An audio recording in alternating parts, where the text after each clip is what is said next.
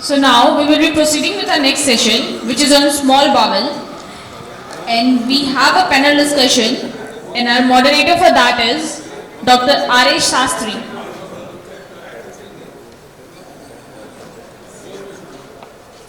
Dr. A Sastry.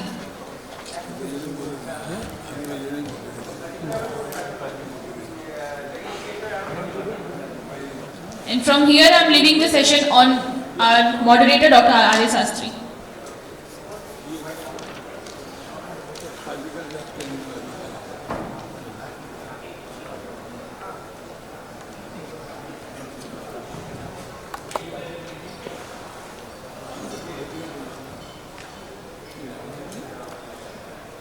Good afternoon. It's always a kind of disadvantage to start something almost at the fag end of a conference. People are eager to calculate flights and wind up. In any case, it's an important topic and a lot of people had expressed interest. And we have a good spectrum of panelists, 3 surgeons, 1 medical gastroenterologist and endoscopist, and an imagologist. Let me call upon Dr. Saket Kumar,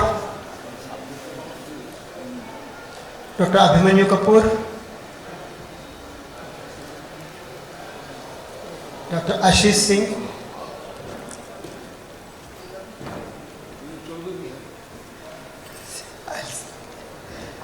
and then Dr. Sujit Chaudhuri. No, it's okay.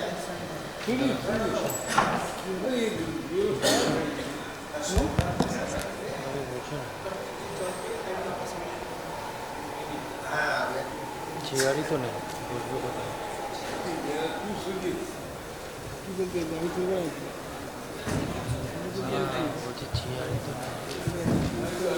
Moderator तो ये करना नहीं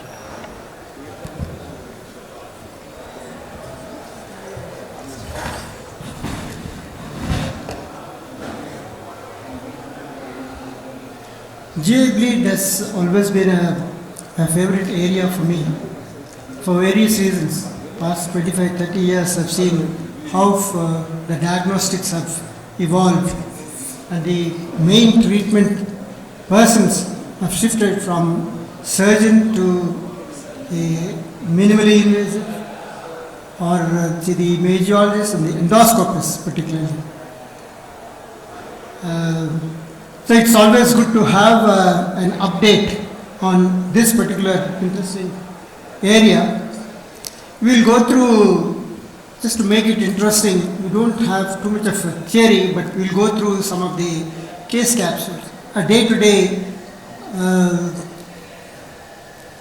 cases which you will be facing, and how exactly in a given setup.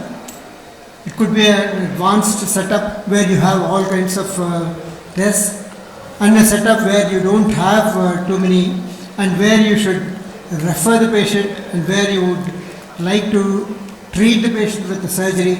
Let us see. But this kind of provocative statements do appear once in a while, but the role of surgeon has never changed.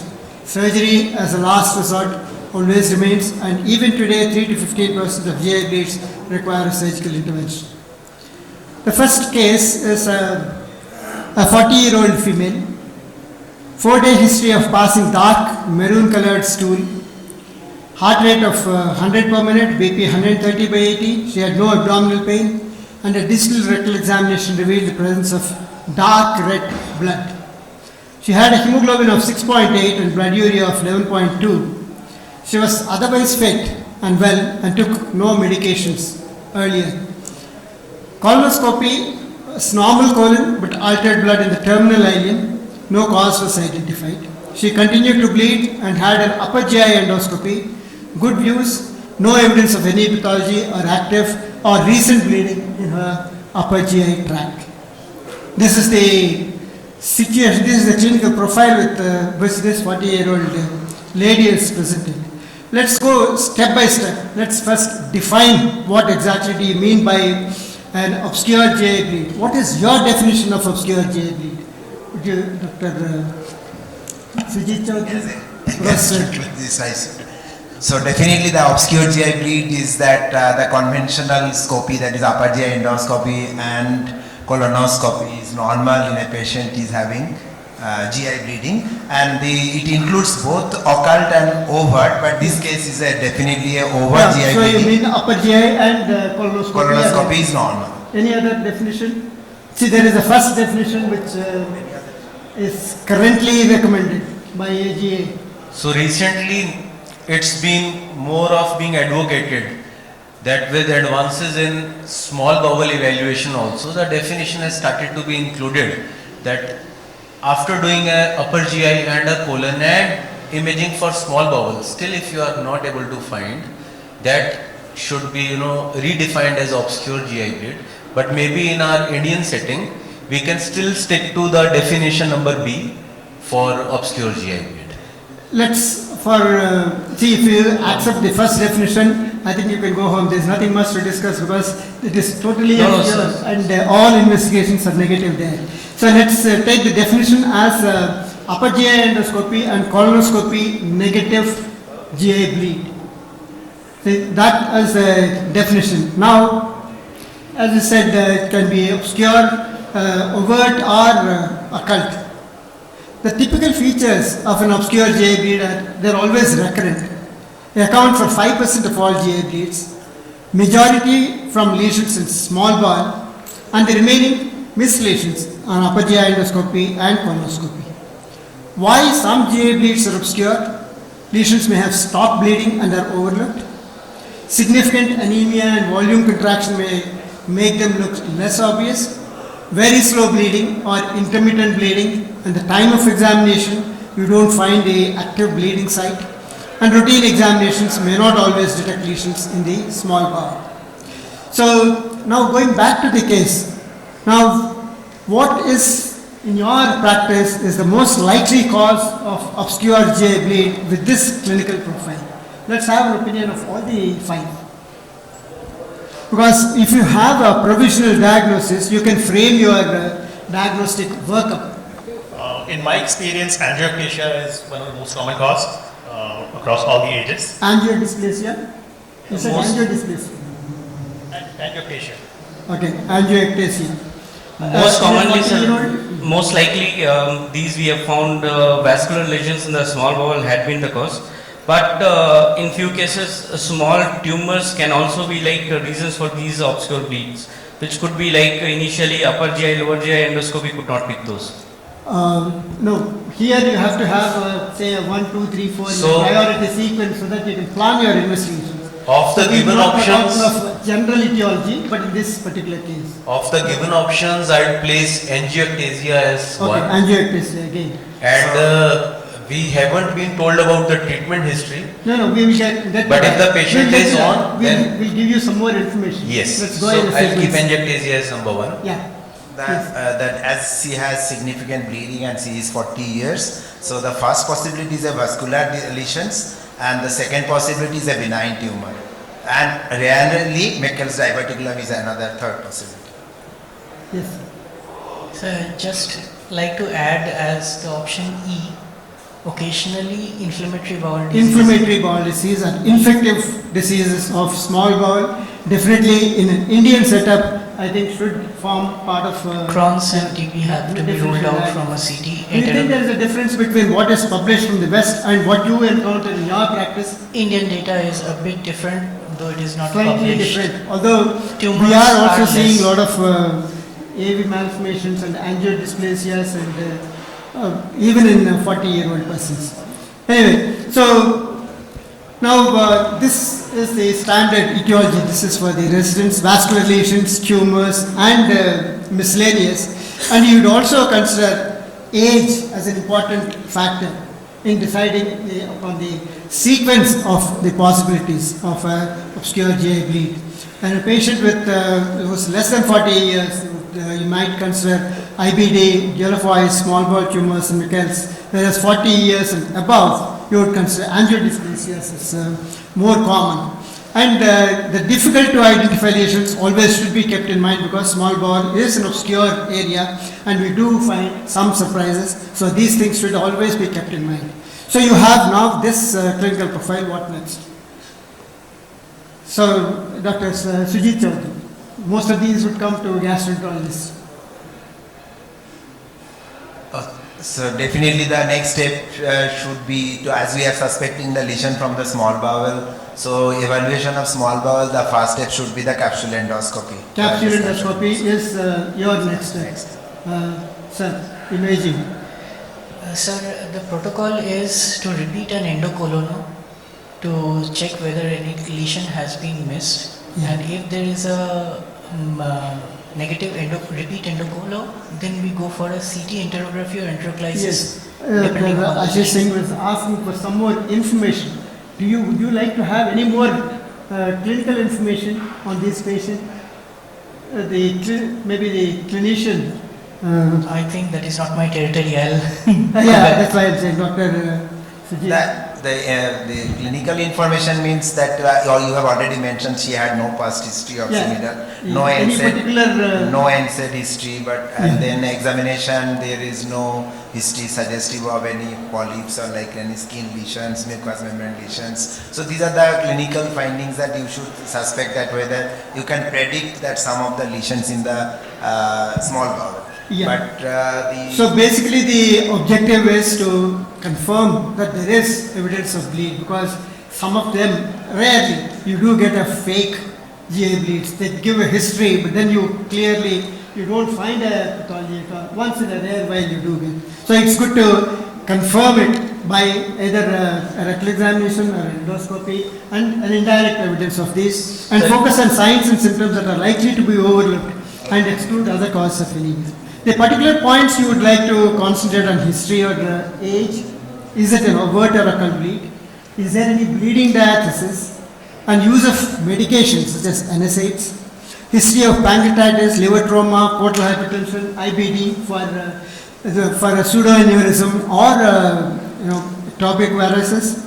Comorbidities as valvular heart disease, vasculitis, renal failure, because angiodysplasias are much more common with this associated history, radiation history of previous surgery.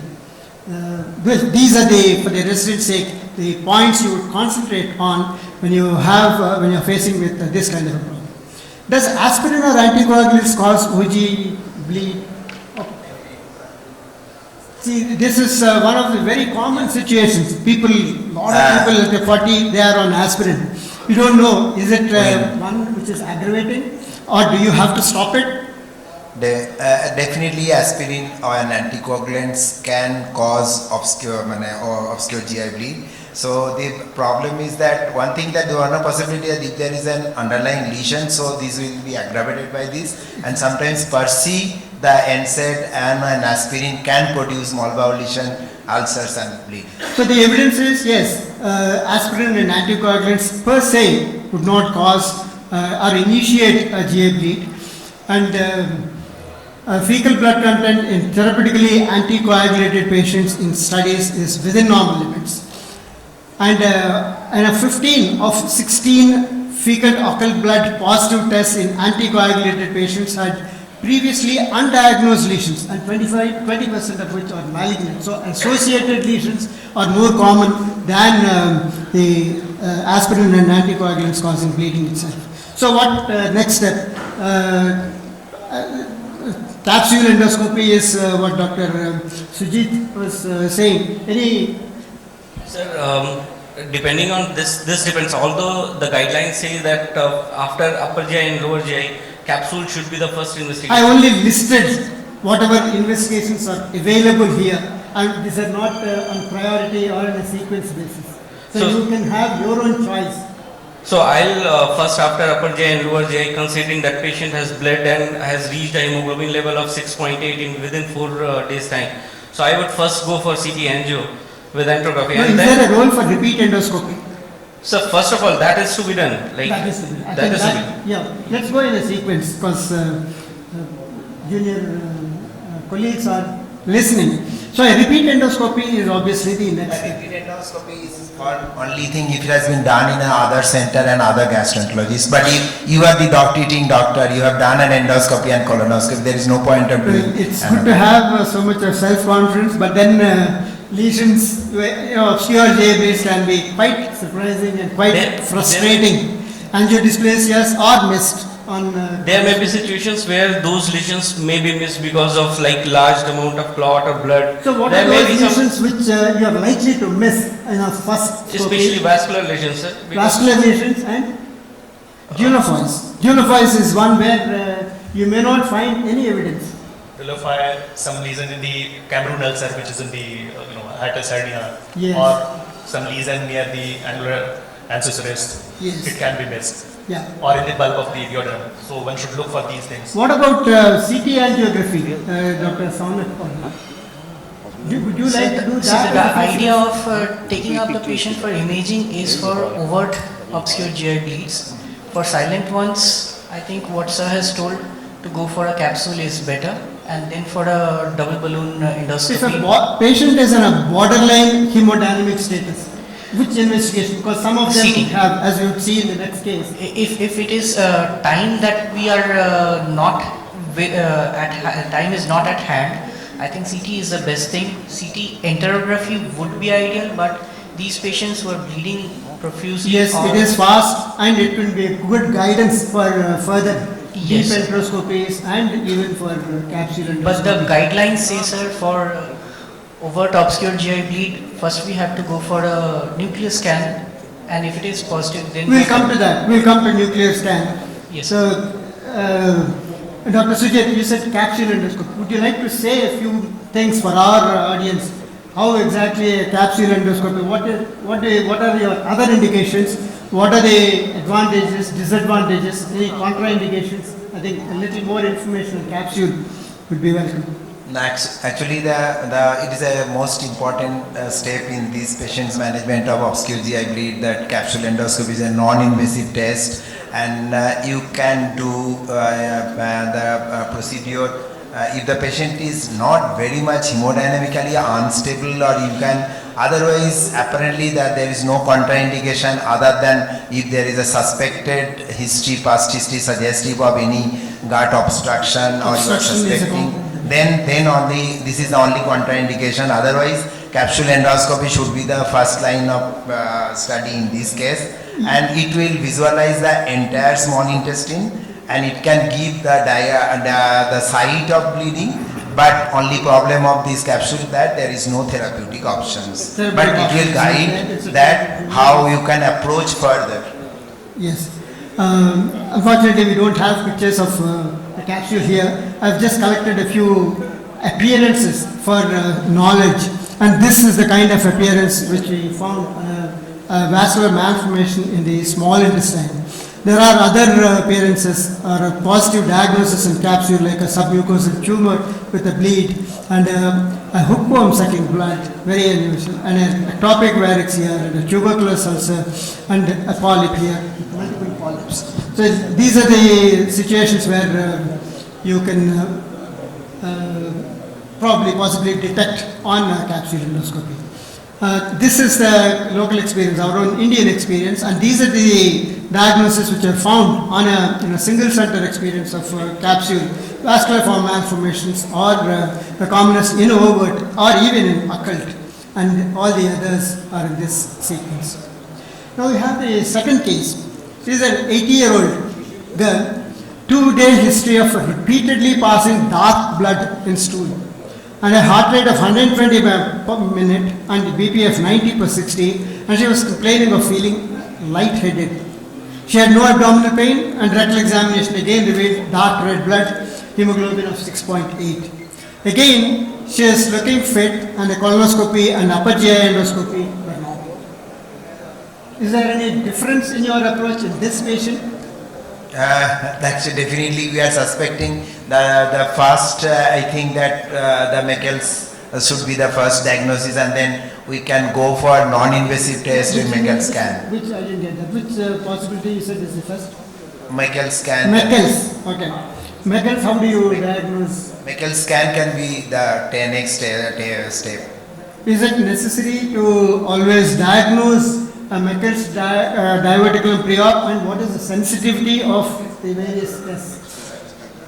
So it's, if there is presence of gastric mucosa, Yeah. then the Mechel scan Only would then be you able have to a pick it up. technician scan which is positive. So in this child, it will be better that we straight away we can go with the CT angio CT angio. because the bleeding is quite brisk. The Yes. heart rate is also high, on the higher side. So Yes. that There's a will- borderline hemodynamics, so it's possible. The CT angio probably would be. For such patients who are hemodynamically unstable, sir, after stabilization, timing is a major constraint, major important factor which decides their outcome. So we have not to waste time. Like in this case, definitely CT angio comes the first investigation after upper GI and lower GI, and then we can go ahead. Supposing this patient has partly responded to volume replacement and had started bleeding again briskly, would you still wait on investigations, or would you like to operate on these patients? CT angio should be like nowadays available at almost all the centers. Hardly takes 5 minutes, and so it will provide us with a roadmap.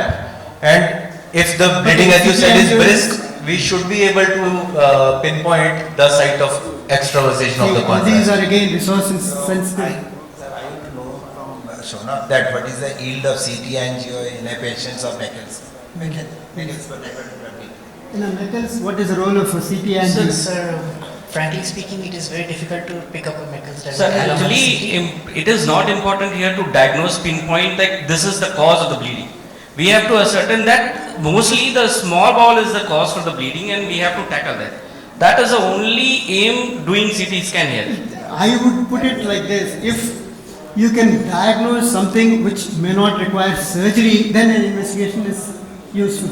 Yes, But in a borderline hemodynamics and a young patient with a brisk bleeding, I think surgery is indicated. Okay, so this is what was done. See, this is years back. Excuse me. Are you wanting that okay, you should go for surgery without further investigation in this person? I mean, in this girl? No, I'm not suggesting that. No.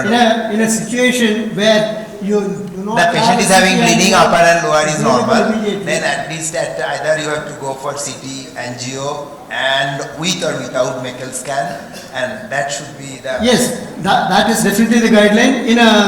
In a situation where you have immediately available investigation, even in the middle of the night, they are ready to do a CT angio.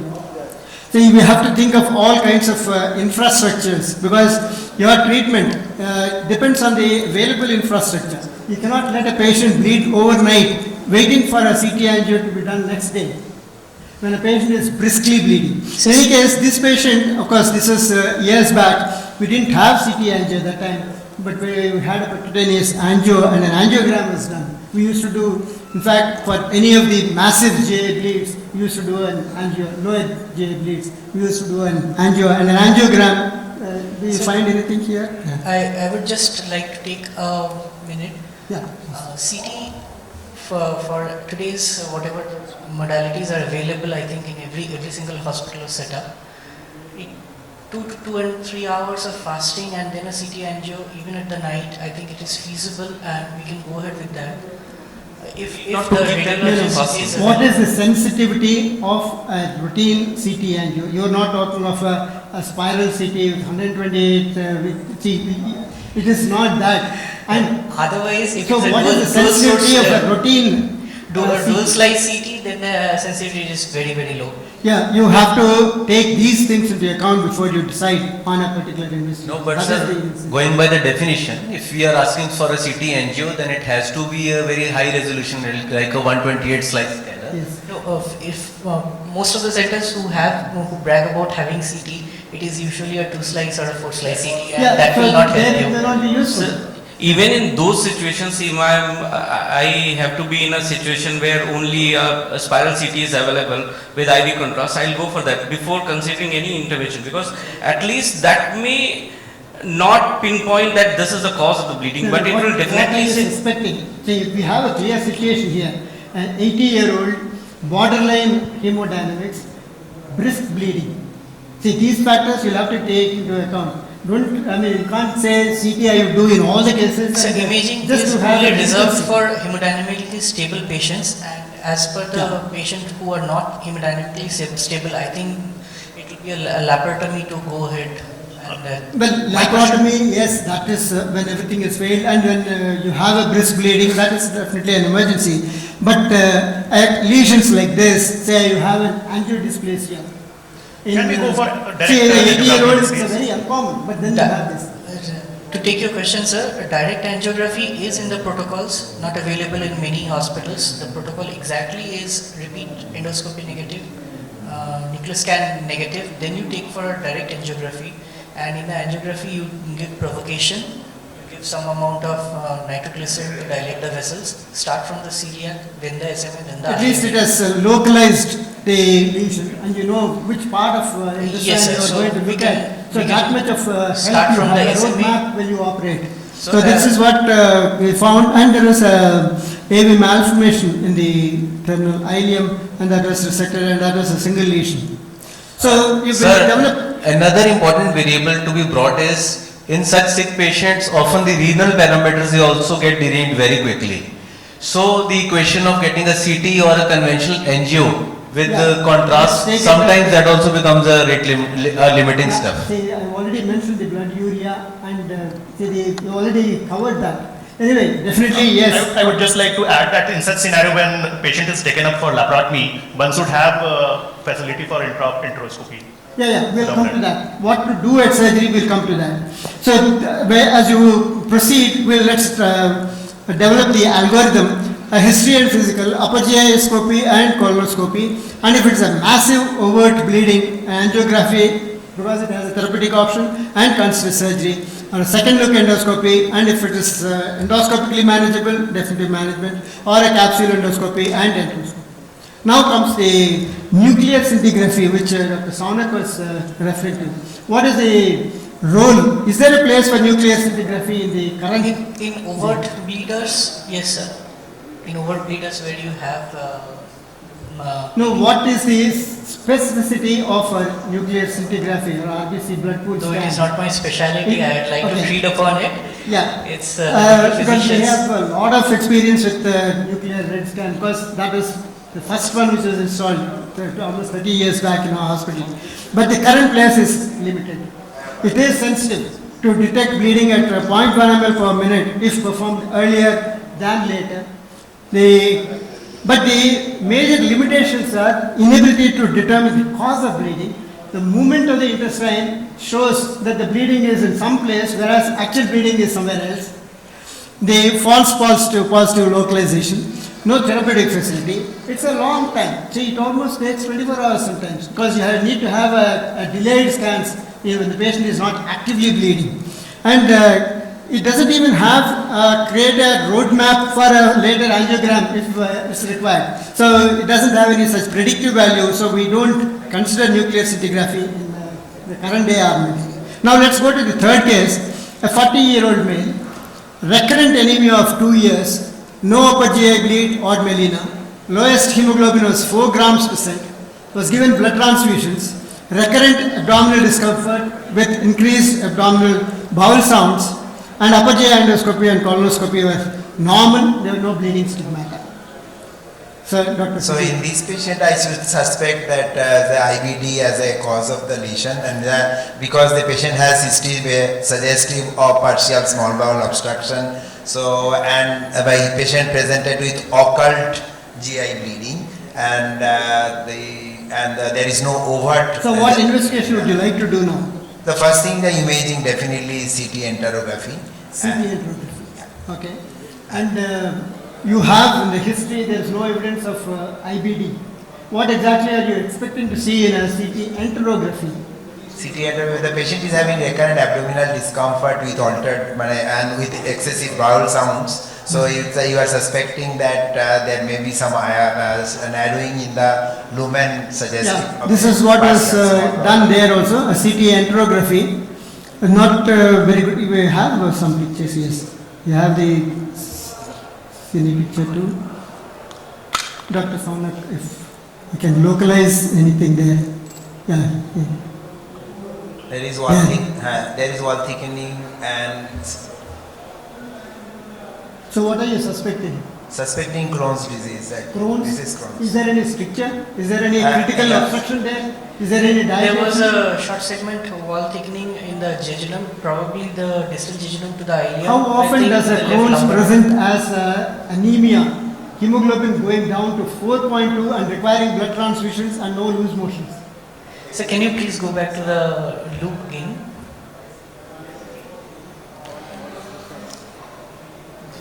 No, next loop, sir, please. Yeah.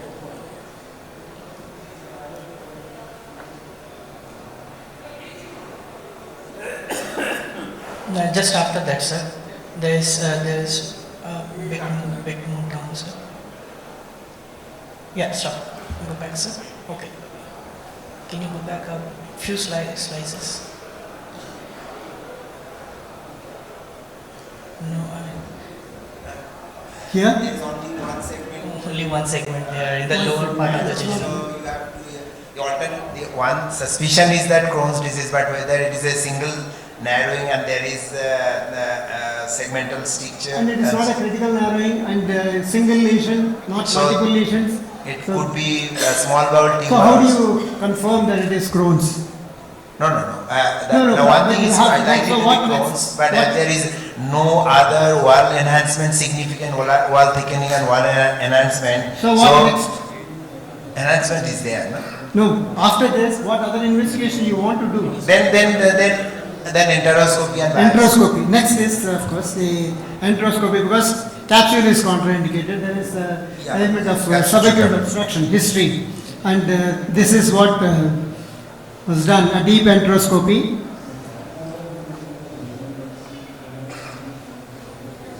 See, you can see the growth. You can distance from a distance and you'll get to that. Yes.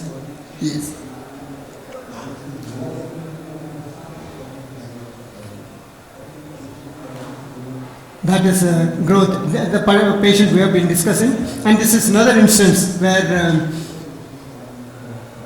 an enteroscopy was done.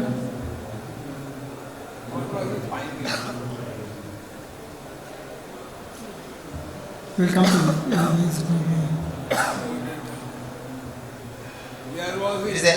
It's a small bowel ulcerative and growth with narrowing of the lumen. I think that we have done, biopsy has to be done, and Yes. then the possibility or it can some be. reason this is not working. There was a biopsy also was done in this patient. That patient could not do, but then it is enough of evidence that there is a growth.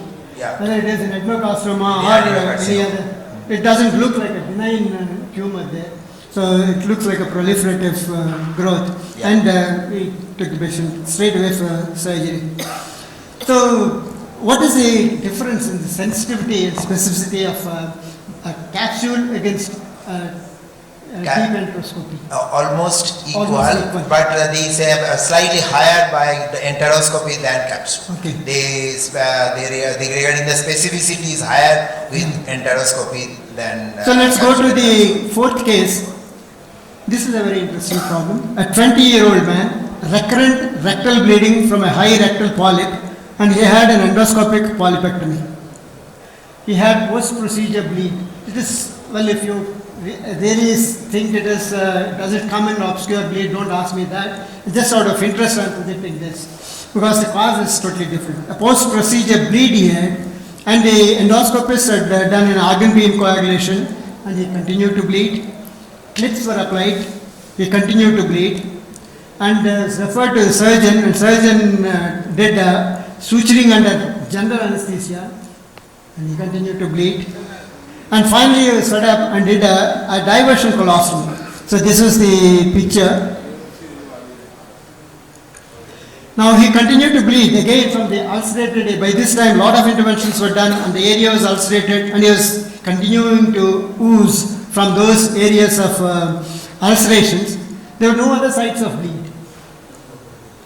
He had normal coagulation profile. His PT was 13.5, INR 1.1, and APTT 45 seconds. And in the process of 9-10 months, he had 18 units of blood and FFPs in various hospitals in the city. And finally, an anterior section was done because we could not localize any further side. Unfortunately, even after anterior section, he was bleeding again from the anastomotic limb. Now what? What are your suggestions? Suspect. Sir, any bleeding diagnosis? Any Yeah, see, he had a normal coagulation profile, and PT and INR and APTT values are given here. Not these, the clotting factor deficiencies?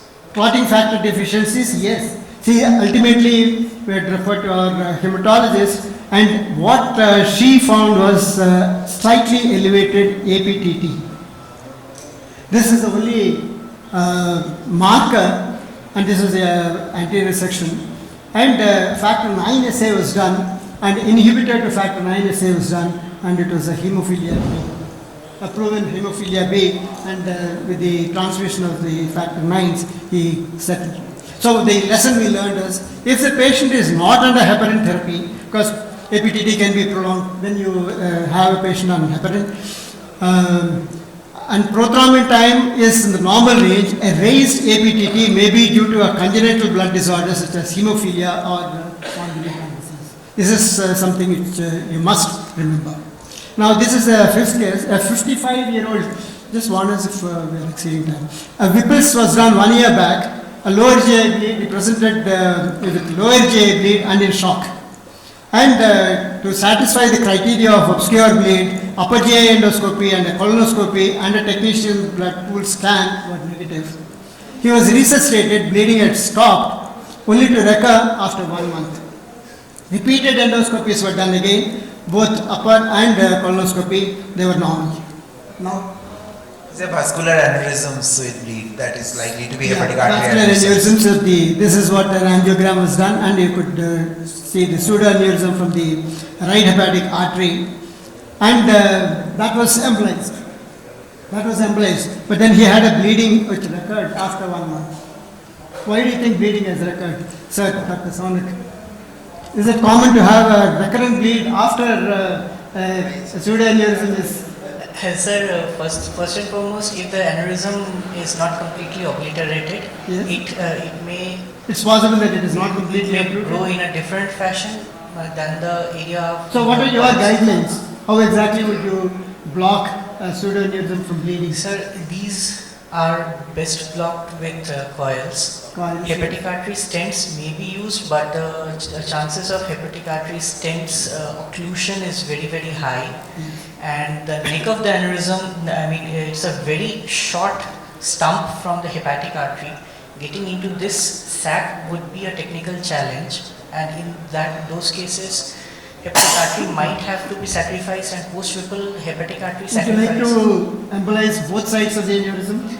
Yes, sir. It has a inferior pancreaticoduodenal supply. So what we do is we get in from the hepatic artery, get into the GDA, try to cross the level of the ostium of the aneurysm, put a coil there, block the back door. I do not remember what embolization was done, but this is what a repeated angiogram showed. So you have... This is a celiac angiogram, sir. Yes. On the left subphrenic, we have the splenic artery that is tortuous. So whatever we are seeing is a celiac angiogram, and this the primary catheter was at the level of the ostium of the celiac artery. The coils are probably deployed into the GDA from... Yeah, you can see the coils here. Yeah, from... But then there is a collaterals. Collaterals are collaterals from the inferior pancreaticoduodenal, which should have been taken care in the primary setting through a SMA angiogram. So under such circumstances, what do you use? Yes, please. So stump of the GDA stays and it bleeds. Yeah, please. 1 year after Whipple, how GDR region will erode into It is a right hepatic artery aneurysm, not GDA aneurysm. even right hepatic artery, how this will go into The hepatojejunostomy is close by. sir, one year, sir. This is 1 Well, year. you see, this is what is found, and this is what is the How it will history get here. in- Sir, How it is happened, it has eroded into the... No sir, it happens. I don't know how it gets into the lumen, because 3 months old, not 1 year. We had a case 3 months prior, Whipples, and... Pseudoaneurysms can erode into the intestine. 1 year, this is too long. So what do you say? What do you suggest? I think maybe another question. Know that? maybe another cause for GI bleed. Another cause, Yeah. but you are demonstrating a pseudoaneurysm there again. But still, we have to explain why bleeding Okay, bleeding is since you are showing some collaterals also with the refilling of the aneurysm from the other side, we suspected that this is, and we did not want to further subject into some more embolizations, or what are the other options? You can Sir, explain? one more thing, when we are embolizing these, it helps to take a thick gel form slurry and pack the Pack the aneurysm aneurysm itself. and put a coil at the neck so Yes. that whatever collaterals form, What are the other ways of controlling? Would you like to put a micro stent doesn't, it's not very good option, sir, because it gets blocked. It gets blocked. It gets blocked and the Okay. blockage rate So is very this is high what was within 1 year. found, and we excised the aneurysm and did the hepatocytostomy, and this is the pseudoaneurysm.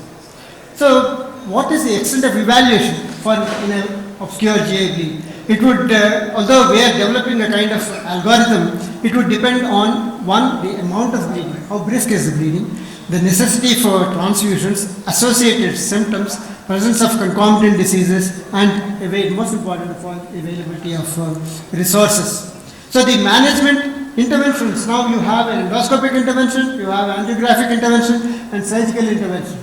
So we have covered partly endoscopic and angiographic. Since we have 3 surgeons here, let's get into the surgical part. Supposing you are forced to operate on these patients. Well, these are the indications for urgent surgery.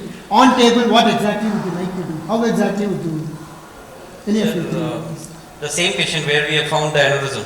Yeah, any place. No, it's an obscure GI bleed.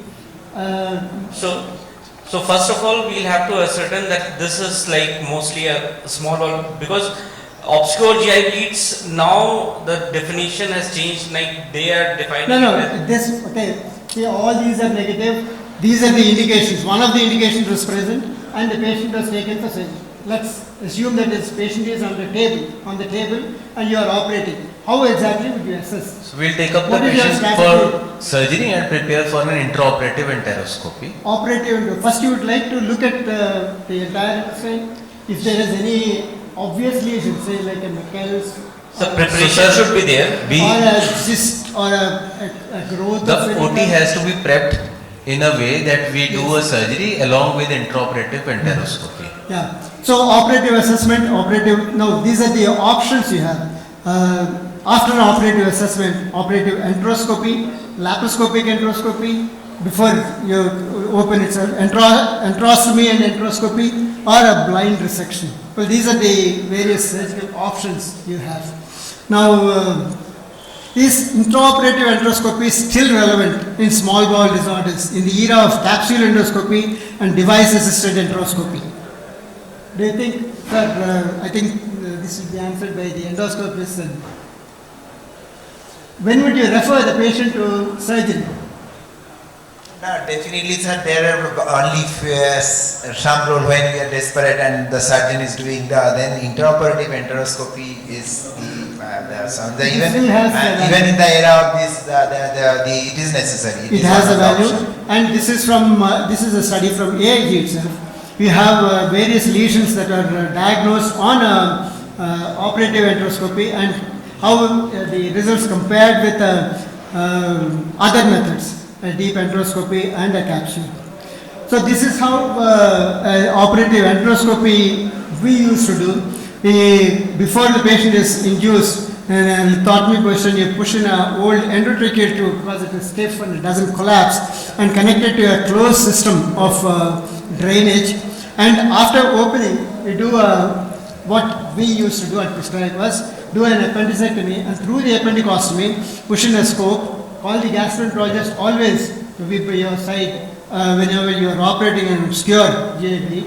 And you have the option of going towards the colon, or of course before you go and inspect the entire intestine, you have a facility to give a thorough wash, because you have a closed system of drainage. You give a wash to the colon, because some of the lesions can be missed because it's an unprepared intestine. So after ruling out large intestinal lesions, you go towards the small intestine, and then say the angiodysplasias are different. And on a small, if it is a small bowel bleed, the large intestine is normal. So how would you? Sir, our preference is to do enterotomy. Like once we are sure that Enterotomy where exactly? In the distal small bowel, but that may be the site suitable to take out, like about 1.5 feet proximal to ICJ. So that it can be brought out as a stoma later? Yes, sir. So that it can be brought out as stoma in case required. And from there we evaluate the small bowel entirely up to the BJ proximally and ICJ, and in case required we can pass this scope to the right colon and see what is the condition. Yeah, you do it in stages using clamps and release, irrigate. So in segments of small intestine. Yes, sir. That is the first step. Like once we show that this is a small bowel bleed, and if it is briskly bleeding, we'll sequentially we will put clamps and see what is the segment which is culprit. So that number of enterotomies can be reduced to a single, which is the culprit area can be directly accessed. Otherwise, there may be situations where you cannot find. In that case, the terminal ileum should be the enterotomy site, and from there. What is your Dr. Sujit? What is your diagnosis here? These are the findings on operative enteroscopy.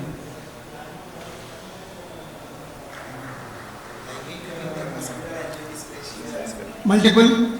See the entire small intestine. These can be scoped from all. Yeah, scope from Yeah, exactly.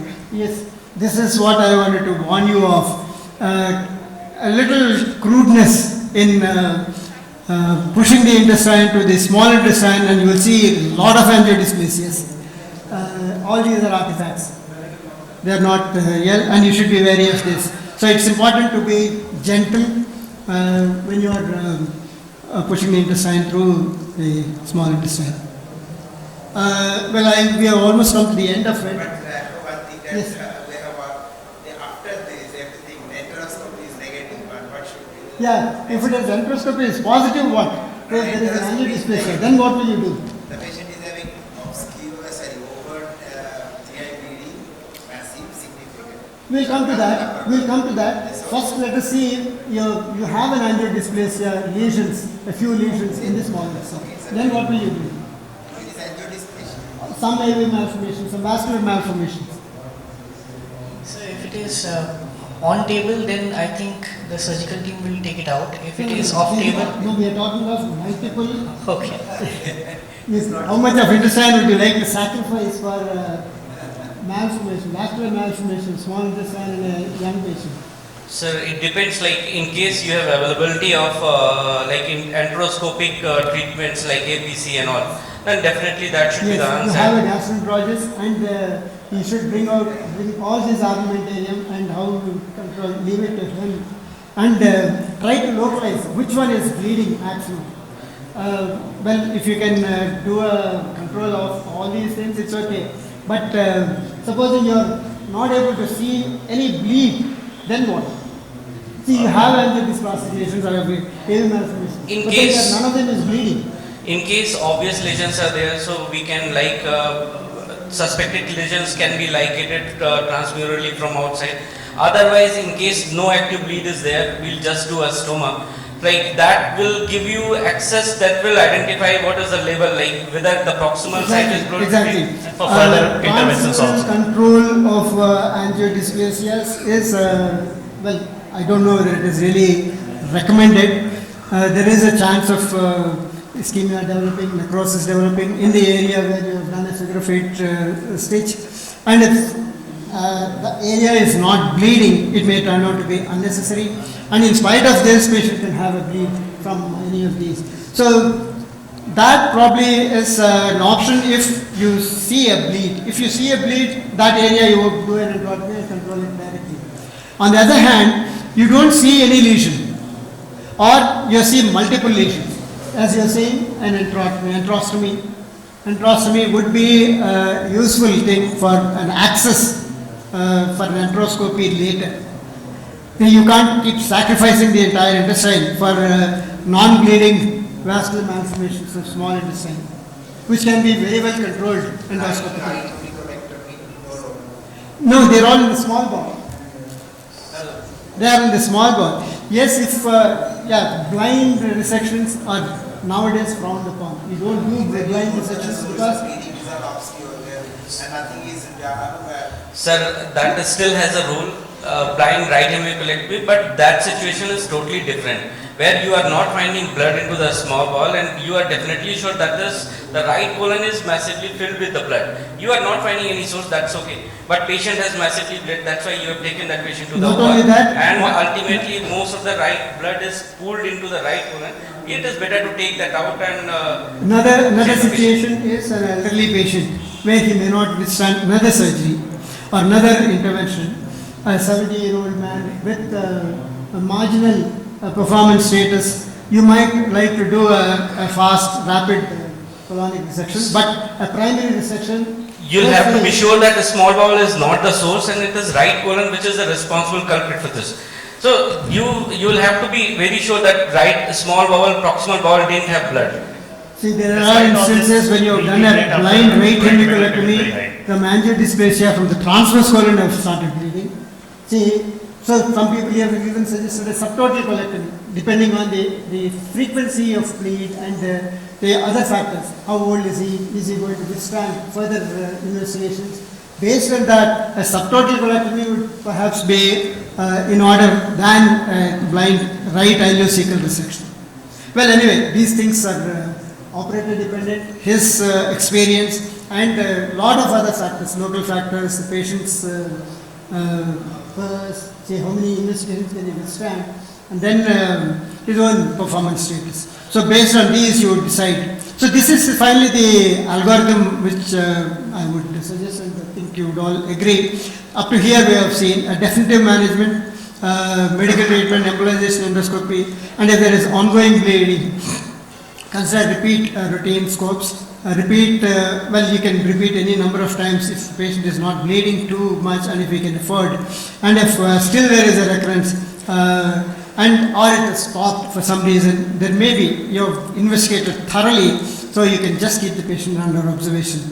You do have at least a 2 to 5% of obscure GI bleeds where you are not able to localize the cause of bleed. Such problems by experience, once you have ruled out all the major causes which would become too late if you ignore at this moment, you have ruled out, I think they deserve simple observation, you don't do anything active.